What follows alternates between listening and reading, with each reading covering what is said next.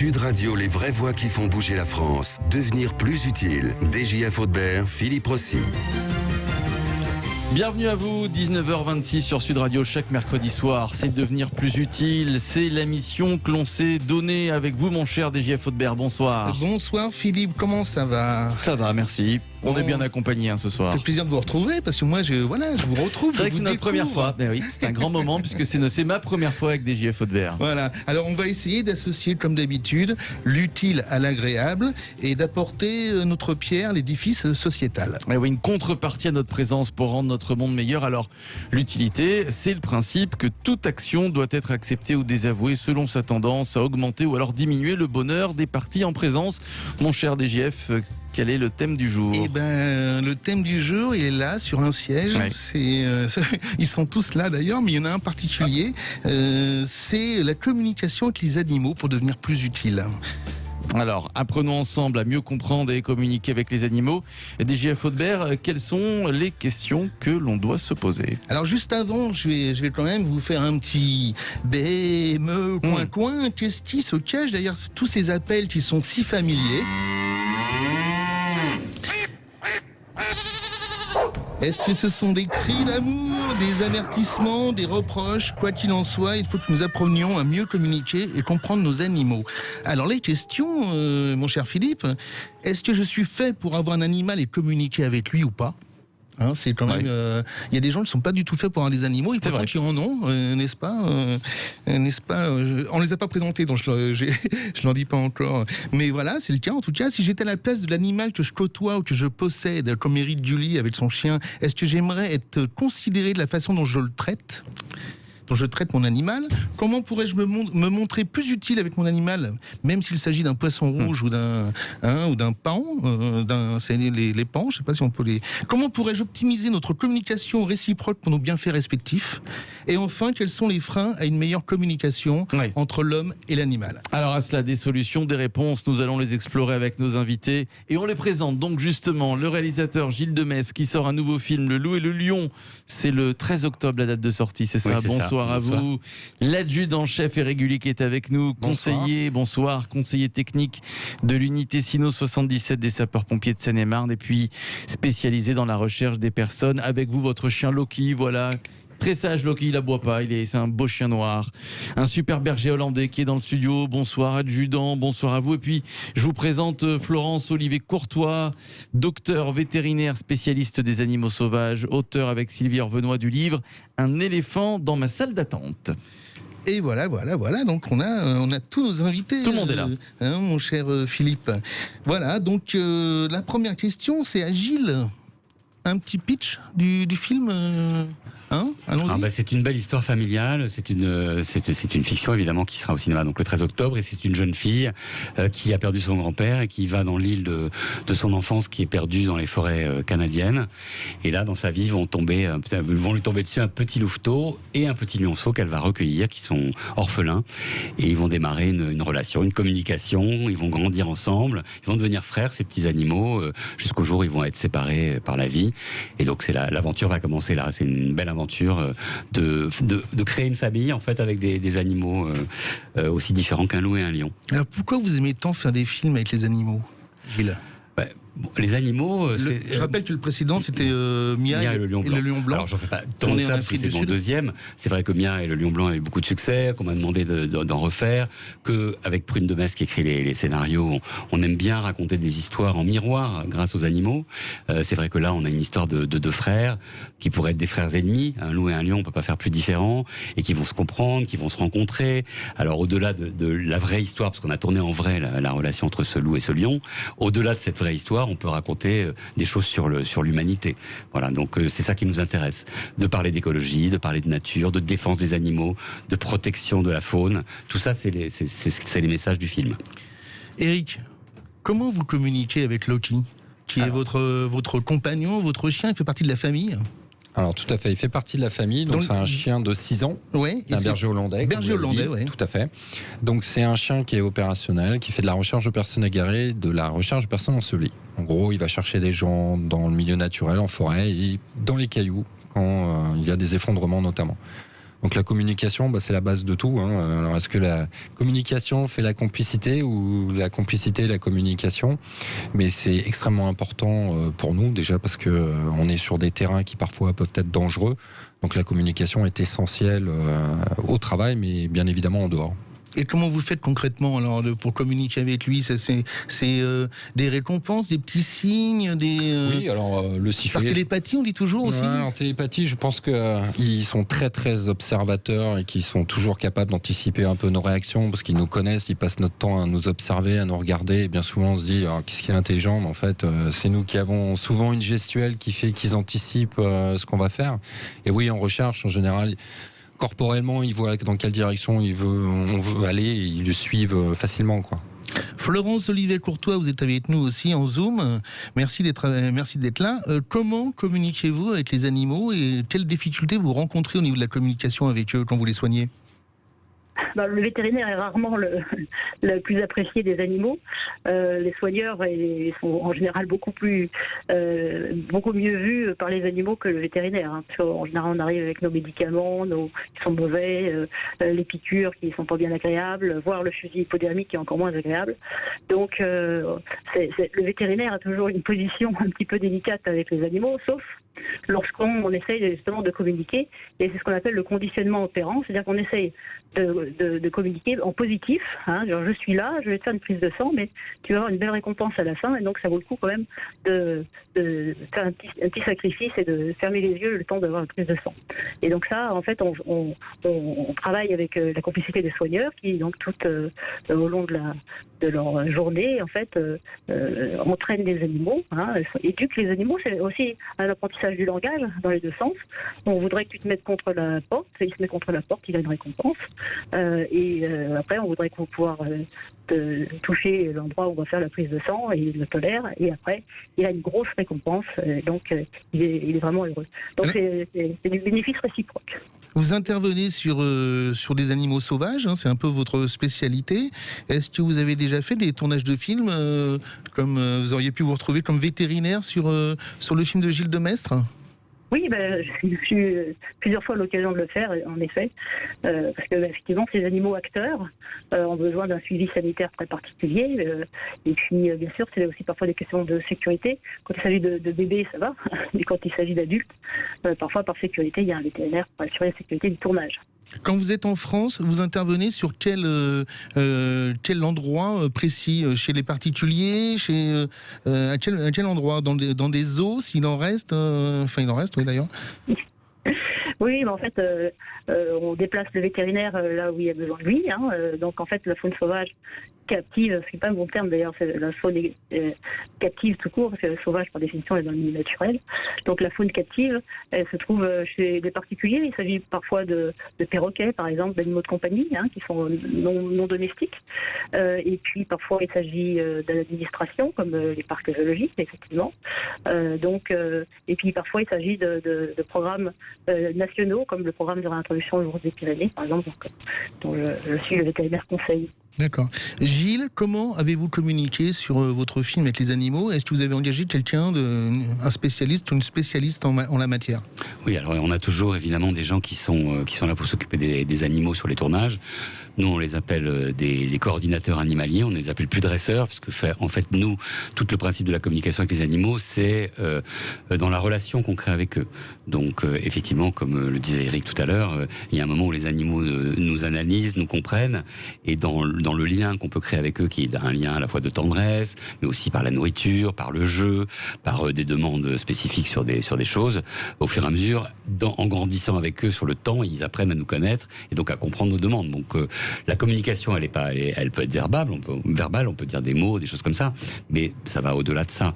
Moi, je me suis vu en train de demander aux animaux de faire quelque chose en disant j'espère qu'il va le faire, et en fait, tout d'un coup, le lion, il allait de là à là, et je sais pas pourquoi, par quel mystère. Donc, moi, je suis pas spécialiste du comportement animal, mais en tout cas, dans quelque chose qu'on crée avec eux, ce lien très fort qui peut naître donne une alchimie à la fois qui fait que on peut tourner avec un lion adulte, effectivement, qui est un animal qui peut être très dangereux, mais qu'il devient comme un voilà, comme un animal tendre. Il est plus du tout agressif et à la fois on peut obtenir des choses aussi en organisant dans le respect des choses autour d'eux.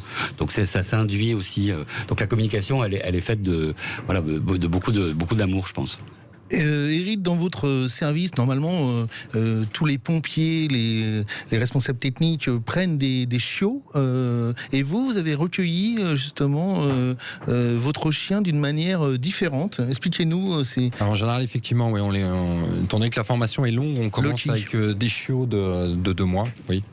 Et Loki, en fait, c'est une belle histoire aussi. C'est une dame qui venait jouer le rôle de victime dans nos entraînements. Elle jouait à cache-cache avec les chiens, en réalité. Et puis elle avait ce chien qui, de temps en temps, le sortait. Puis on a commencé à le travailler un petit peu pour s'amuser. Et puis très rapidement, le chien s'est pris au jeu. Il adorait ça. Et sa propriétaire, voyant ça, au bout d'un moment, a dit mais en fait, c'est vraiment son truc, quoi. Et donc, du coup, elle me l'a donné pour que je puisse continuer de travailler avec. Et depuis 5 ans maintenant, Loki travaille à mes côtés, quoi. Enfin, ou moi aux côtés des siens. Concrètement, dans la recherche de personnes disparues, dans toutes ces recherches, pourquoi un chien est le mieux placé ? L'olfaction. C'est l'olfaction qui nous fait les utiliser. Ils sont rapides. Ils nous permettent d'accéder à des endroits où nous, par exemple, parce que c'est dangereux, parce que c'est exigu, quand vous avez un effondrement, peut-être qu'un chien est plus approprié pour aller ramper sous des dalles. Et puis en fait, c'est l'olfaction qui guide tout. C'est le meilleur flair. Et vous croyez, on utilise beaucoup aussi les chiens pour... vous avez même... il y a eu des chiens Covid, on ne le savait pas. Oui. Racontez-nous en 2 mots ce que c'est des chiens Covid. Tout vient de Maison Alfort, de Nosaïs, du professeur Dominique Grandjean qui, avec son groupe, a voulu démontrer et essayer de prouver que le chien était en capacité de détecter du virus. Donc ça avait été réalisé dans une université en Alabama, je crois, de mémoire. Et en fait, ça n'avait pas été fait sur des virus humains. Donc avec le Covid, il a voulu essayer. Donc ça a commencé avec des sociétés de détection d'explosifs. Et en fait, nous, pompiers, on a été le rejoindre. Et effectivement, la France, donc à Paris et en Corse, ont été les premiers chiens à faire la détection Covid. Voilà. Florence, vous êtes de la 4e génération de vétérinaires. Qu'est-ce que vous apporte cette expérience et peut-être une transmission dans votre famille Oui, on parlait d'un pouvoir génétique de transmission vétérinaire quand j'étais à l'école vétérinaire. Je ne sais pas si c'est véritable. Toujours est-il que c'est vrai que de grandir dans une maison vétérinaire, ça fait que tous les jours, vous avez un papa qui est heureux d'aller travailler parce que c'est un métier qui est extraordinaire. Et puis, du coup, vous êtes effectivement à domicile avec des animaux curieux qui viennent en visite parce que mon papa s'occupait déjà d'animaux acteurs à l'époque. Et comme mon grand-papa, voilà. Et donc à la maison défilaient des animaux de toutes sortes. Et bien sûr, quand on grandit dans un domaine comme celui-ci, on acquiert une culture presque malgré soi en fait de la communication animale, puisque en fait, il n'y a rien de tel que de vivre avec des animaux lorsqu'on est enfant pour apprendre à les connaître et à les côtoyer. Dans toute votre carrière, qu'est-ce qui vous a le plus étonné au niveau de la communication animale ? Vous avez eu des surprises incroyables ? Oui, on en a très fréquemment. Alors déjà avec nos animaux qu'on fréquente tous les jours, comme les chiens et les chats. Moi j'ai un chien également. Mon mari est un collègue d'Éric. Et donc nous avons un chien opérationnel aussi à la maison. Et tous les matins il me sourit. Ce qui n'est pas d'habitude une vocation chez un chien de montrer les dents, parce que c'est un autre sens au sens canin. Mais en fait, le chien apprend notre langage aussi. On lui apprend à connaître le nôtre et inversement. Et en fait, du coup, il a des attitudes qui sont celles qu'il prend aux humains. Donc c'est assez extraordinaire quand même de voir qu'en fait c'est mutuel, en fait, cette forme d'apprentissage. Et puis après, on est toujours surpris par le fait que les animaux ont d'autres sens de communication, donc le sens olfactif, on l'a vu, bien sûr. Et puis Éric l'a évoqué, le sens de la gestuelle. Et tout ça, en fait, les animaux les analysent parce qu'en fait c'est des modes de communication qui sont très utilisés chez eux. Plus, alors ceux qui sont très surprenants, c'est ceux où en fait on n'entend pas les sons. Les éléphants communiquent en infrasons, par exemple. C'est des sons qui ont une très basse fréquence, qui vont à des kilomètres, ce qui leur permet de savoir où sont leurs collègues très loin. Et ces infrasons, on les entend pas. Alors de temps en temps, on tombe au milieu d'une conversation d'éléphants, et puis on se fait vertement recevoir parce que l'éléphant n'est pas d'accord pour interrompre sa conversation avec ses collègues en infrasons. Voilà. Donc, et puis par exemple, on apprend aussi comme ça que les girafes ne sont pas muettes. Les girafes communiquent, elles beuglent aussi. C'est juste dans une gamme de sons qu'on ne connaît pas, en fait, qu'on n'a pas l'ouïe de cette gamme de sons. Mais en fait, quand on est dans une étable avec des girafes, on est presque dans une étable à vaches. Gilles, très rapidement avant la publicité, parce que ça nous fait manger, comme tout le monde, comme les animaux. Comment on peut optimiser cette communication avec les animaux, très rapidement? Moi, ce que je voudrais juste souligner, ce qui est incroyable, parce que c'est ça le pari du film, c'est que nous, on a fait communiquer un loup et un lion ensemble. Incroyable. Et donc c'est encore plus fou, parce que c'est deux animaux totalement différents. C'est un chien et un chat, qui sont en 10 fois plus puissants, et qui tout d'un coup deviennent amis, frères, et communiquent ensemble, font du mimétisme, apprennent des choses l'un de l'autre. Je veux dire, le lion s'est mis à creuser des terriers comme les loups. Je veux dire, parce que on a tout fait en vrai. Nous, on a tourné pendant 2 ans, et donc le loup et le lion sont partis de bébé jusqu'à grand, et ont vécu ensemble, ils ont mangé ensemble, et donc ils sont devenus presque le lion s'est imaginé loup et le loup imaginé lion. Donc ils arrivent à communiquer, des animaux aussi différents arrivent aussi à trouver des terrains d'entente, et c'est ça qui est marrant. Top. Merci à tous les trois, merci à nos 3 invités. Tiens, vous restez avec nous pour la suite, évidemment. On va se retrouver dans un instant avec DGF Haute-Bert, Franck Assidic qui va nous rejoindre. Et oui, on le retrouve sur les hauteurs de la Haute-Savoie, à Clermont, au centre d'éducation et d'animation des perroquets, que Franck dirige. Voilà, Franck Assidic dans quelques instants qui nous rejoint. On vient très vite. À tout de suite. Vous avez reconnu Pierre Perret, évidemment, tous les soirs, tous les mercredis soirs, Devenir plus utile sur Sud Radio. Ce soir, nous sommes avec le réalisateur Gilles Demestre, réalisateur du Loup et du Lion, avec l'adjudant-chef Éric Gully, conseiller technique à l'unité cynotechnique de Seine-et-Marne. Et puis, vous êtes spécialisé dans la recherche des personnes disparues. Vous êtes avec votre chien Loki, voilà, qui est venu participer à cette émission. Nous sommes avec Florence Olivier Courtois, vétérinaire spécialisé dans les animaux sauvages. Et puis, restez avec nous, puisque dans un instant, nous accueillerons Franck Assidic, créateur du Centre d'éducation et d'animation des perroquets en Haute-Savoie. Voilà, Franck qui va nous rejoindre dans quelques minutes. Oui, il a un petit problème de connexion, la Haute-Savoie, c'est un peu ravitaillé par les corbeaux, par les perroquets. Hein. Ah bah oui, voilà. Bah oui. Parce qu'il a des perroquets à côté de lui. Il a des perroquets à côté de lui. Gilles, vous dites il faut aussi laisser vivre les animaux, il ne faut pas toujours chercher à communiquer avec eux. C'est-à-dire qu'il y a une limite aussi qui est le respect, c'est-à-dire que la communication, les liens avec les animaux doivent se faire pas au prix de la souffrance animale.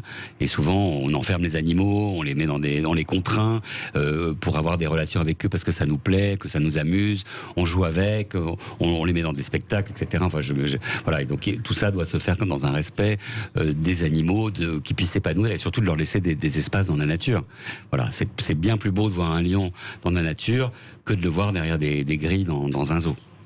Éric, est-ce que les animaux, selon vous, sont faits pour être en ville, dans des appartements? Et je fais aussi allusion à des gens qui détiennent et qui se mettent sur les réseaux sociaux avec des photos d'animaux sauvages. Qu'est-ce que cela vous inspire? Alors, sur la faune sauvage, je laisserai Florence répondre à ça, et bien plus qu'avec moi. Mais pour ce qui est des chiens en appartement, il n'y a pas de bonne ou de mauvaise réponse. Je pense que c'est le temps qu'on leur consacre, et en fonction de leurs besoins, surtout.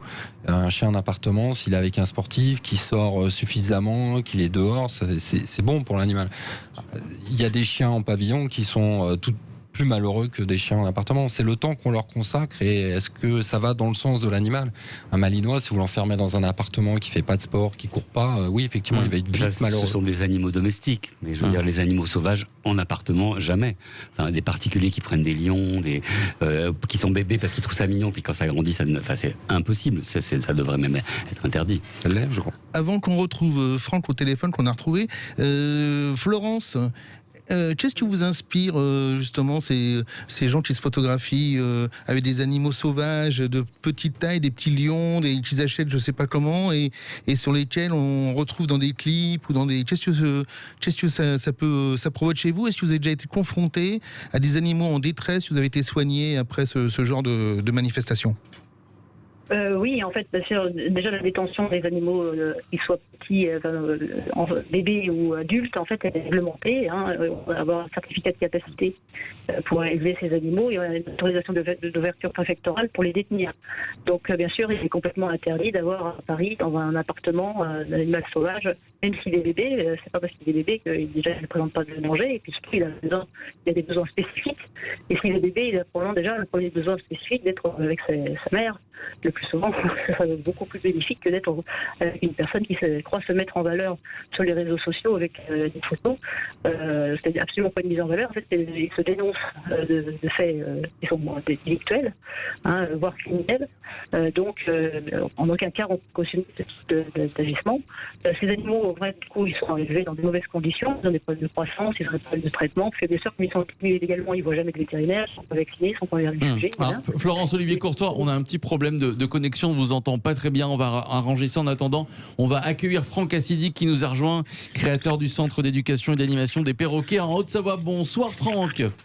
Oui, bonsoir. Bonsoir à vous. Désolé, je suis pas en vidéo, j'étais avec mes perroquets. Bon, voilà. est-ce que Coco... On va les entendre, j'espère. Est-ce que Coco est content?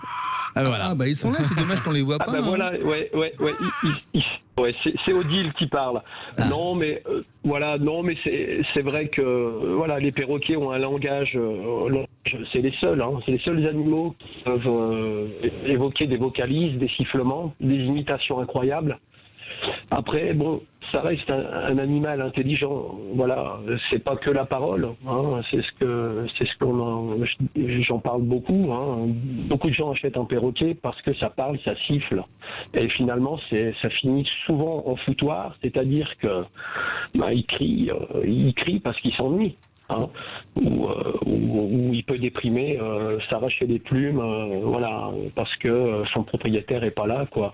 Donc ce que je veux faire passer aujourd'hui, moi, sur les perroquets, que je veux dire, c'est pas un jouet. Voilà, c'est vraiment un animal hyper intelligent. C'est un animal sauvage. Je suis d'accord, mais c'est des animaux qui sont nés en captivité. Donc, ils comptent sur nous. Voilà, ils comptent sur nous pour avoir de l'amour. Et essayer de communiquer avec eux, quoi, mais pas que la parole, voilà, parce que souvent ils enregistrent ce qu'il faut pas, quoi. Ouais, mais Franck, quand même, le fait que ça soit le seul animal au monde, à moins que je me trompe, mais qui puisse utiliser un peu la parole, qu'est-ce que ça change au niveau de la communication animale? Rappelez-moi combien vit un perroquet, combien de temps en moyenne? Alors, un perroquet vit en moyenne, si on part sur une grande espèce, un rat, c'est 30 à 40 années en moyenne. Un cacatoès peut aller jusqu'à 80 années. Bon, le record de longévité qu'on a, c'est aux eaux de Londres. Le zoo de Londres, un cacatoès leadbeater, donc qui 88 ans, recensé, donc avec des registres. Donc, on a dit que ça pouvait vivre jusqu'à 117 ans, mais on n'a pas la preuve. Après, la communication, moi, que j'ai avec mes animaux, avec mes perroquets aujourd'hui, c'est essentiellement le ressenti. J'ai un ara, une femelle, Arachloroptère. Alors, j'ai beaucoup de perroquets, j'en ai à peu près une trentaine. C'est pas avec les 30 que je peux faire ça, c'est avec... je ne sais pas si c'est le feeling avec elle ou avec d'autres, mais le ressenti que j'ai pu sur une personne, si je la mets par exemple sur une personne, sur l'épaule de quelqu'un, je veux, d'après son comportement, sa posture, j'arrive à établir comment est la personne, si la personne est stressée, si la personne a une bonne approche avec un animal, voilà. Je ressens ces choses-là à travers elle, voilà. C'est quelque part de la télépathie, je pense. Après, c'est de la confiance entre moi et l'animal. Mais j'arrive pas à le faire avec tous les perroquets. Mais c'est vrai qu'avec elle, ça passe assez bien. C'est Zoé, c'est ma fétiche. Okay. Je les aime tous, mais voilà. Bon, on va accueillir Franck. Je rappelle que vous êtes avec vos deux perroquets. Ouais, dommage qu'on a entendu Odile il y a quelques minutes. Nathalie nous appelle du Lot au 0826 300 300. Bonsoir Nathalie. Oui, bonsoir à vous. Bonsoir à vous. Alors Nathalie, qu'est-ce que vous avez comme animal chez vous? Alors moi j'ai un petit coton de tuléar, c'est une petite femelle qui a maintenant 4 ans. D'accord. Et comment, pourquoi l'avoir choisi elle plutôt qu'une autre? Est-ce que vous avez senti tout de suite que vous alliez bien communiquer ensemble? Oui, je m'étais beaucoup renseignée en fait avant, parce que moi il me fallait un chien assez facile. Voilà, j'étais assez novice quand même voilà. Donc j'avais eu déjà des chiens avant, mais par le biais de mes parents. Donc voilà, j'étais toujours entourée d'animaux quand j'étais petite. Mais en l'occurrence, Nouba, ça s'est fait tout bêtement dans un salon de coiffure. Ma coiffeuse en fait avait un petit coton et elle était vraiment bonne patte, très tranquille. Voilà, le chien parfait qu'il me fallait. Donc je m'étais vraiment renseignée sur le caractère de cette race et je ne regrette absolument rien parce qu'elle est formidable. Eric, un petit conseil à notre auditrice. Ah ben. elle a fait le bon choix. Faites-vous du sport avec votre animal, chère madame.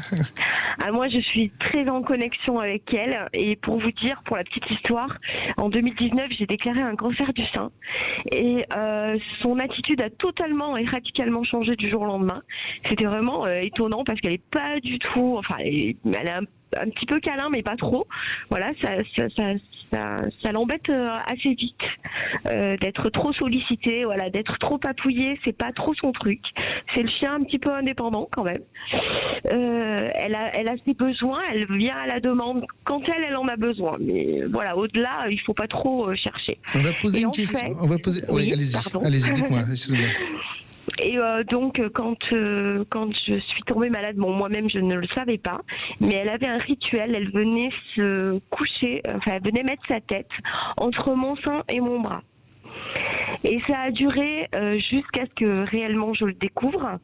Et quand j'ai été opérée de ma tumeur, ça a été fini, elle ne le faisait plus. Pour rappeler que c'est Octobre Rose, justement. Bien sûr, oui. Ouais. Merci de nous faire cette transition. Florence, les animaux sentent particulièrement les maladies chez les humains?